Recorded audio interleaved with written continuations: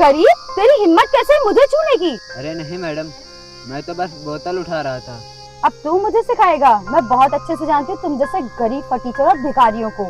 अरे मैडम छोड़ो ना, और एक छोटी सी बात के लिए क्या हंगामा करना, बस एक बोतल ही तो उठाई है। क्या हुआ काजल? पहले देखो, इस भिखारी को बॉटल उठाने के बहाने मुझे छू रहा था और अब मुझसे जुबान लड़ा रहा है। देखो अब क्या जमाना आ गया है, ये भिखारी मुझे बताएगा क्या सही है और क्या गलत। तुम लोगों को काजल, ये साले गरीब फटीचर होते ही ऐसे हैं। ये लातों के भूत बातों से नहीं मानते। अभी साले की मैं हेकड़ी निकली।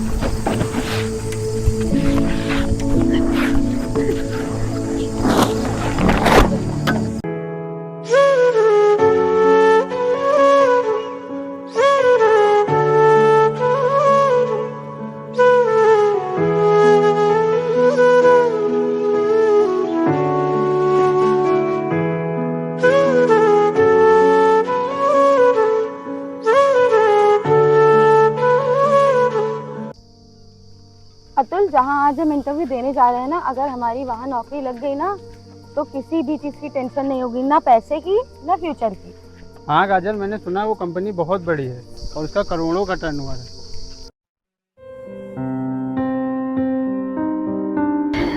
Hi sir. हेलो।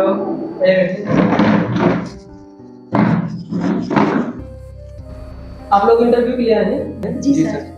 बस आप लोग 2 मिनट रुक जाइए, मैं सर से बात करके आपको बताता हूँ।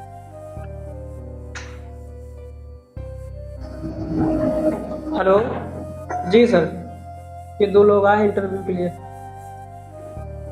ठीक ठीक ठीक।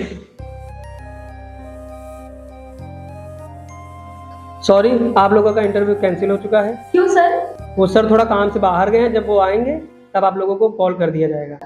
अभी आप लोग जा सकते हैं।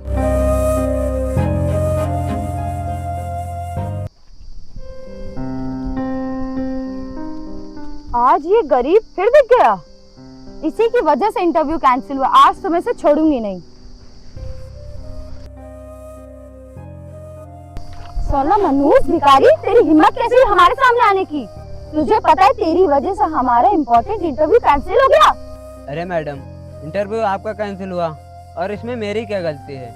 और मैं तो एक गरीब भिखारी हूँ और मैं कर ही क्या सकता हूँ। अबे भिखारी, तेरी इतनी औकात, तू फिर मैडम से जुबान लड़ा रहा है। भूल गया कल की मार? देखो कितना बेशर्म इंसान है, इसकी वजह से हमारा इंटरव्यू कैंसिल हो गया और अब इसकी जुबान भी बंद नहीं हो रही है। अरे मैडम, आप खुद ही बताइए, आपका इंटरव्यू मेरी वजह से कैसे कैंसिल हुआ? तेरी इतनी हिम्मत कि तू हमसे सवाल करेगा?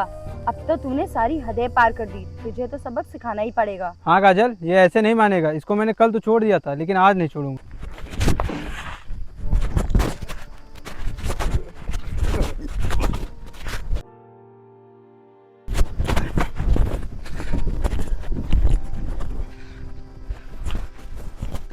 अरे तुम दोनों यहाँ क्या कर रहे हो? और तुम्हारा तो आज इंटरव्यू था।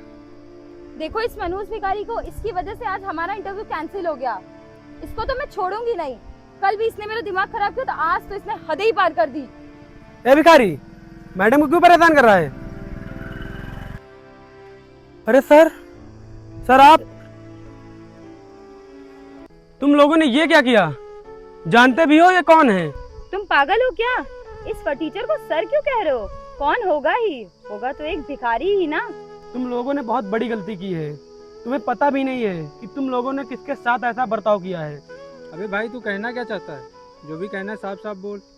तो सुनो, ये उसी कंपनी के सीईओ हैं जहां तुम लोग आज इंटरव्यू देने गए थे। तुम पागल हो गए हो क्या? इतनी बड़ी कंपनी और इसका सीईओ ये?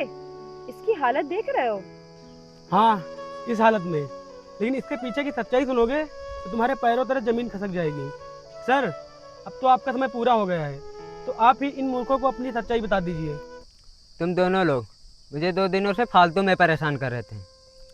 अगर मैं चाहता ना तो तुम्हारी 2 मिनट में अकल ठिकाने लगा देता, लेकिन मैं किसी कारण चुप था। लेकिन सर, अगर आप इतने बड़े आदमी हो तो इस हालत में क्यों? तुम लोग जानना चाहते हो ना, तो सुनो।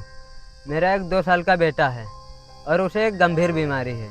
मैंने उसके इलाज के लिए पता नहीं कहाँ कहाँ नहीं दिखाया, लेकिन उसे कोई फ़ायदा नहीं हुआ। फिर मैं एक बाबा से मिला और उन्होंने बोला कि अगर अपने बेटे को सही करना चाहते हो तो 11 दिन की कठिन तपस्या करनी पड़ेगी। और उन्होंने मुझसे कहा कि अपनी जान पहचान और अपने सारे ऐशो आराम छोड़ के एक भिखारी का जीवन जीना पड़ेगा, और कितनी भी बड़ी मुश्किल आ जाए अपनी पहचान छुपाए रखना है। सर हमें माफ कर दीजिए, जाने अनजाने में हमसे बहुत बड़ी गलती हो गई। तुम दोनों लोग माफ़ी के लायक भी नहीं हो, और तुम दोनों ने जो मेरे साथ किया है, मैं चाहूँ तो तुम्हें जेल भी भिजवा सकता हूँ। माफ कर दीजिए, हमसे बहुत बड़ी गलती हो गई, आइंदा से हम किसी के साथ भी ऐसा नहीं। तो ठीक है, निकल जाओ मेरी नज़रों के सामने से।